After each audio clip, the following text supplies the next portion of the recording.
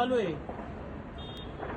Hello, पाणी नाही ते दूरच आहे. कुठे आहे तू? हे बघा आता अजून पेटतंय. पेटतोय ना ते अख्खं. हा, ते इथं कंपनीत आग लागली म्हणलं तुम्ही कुठं स्कूल मधून येत आहे काय?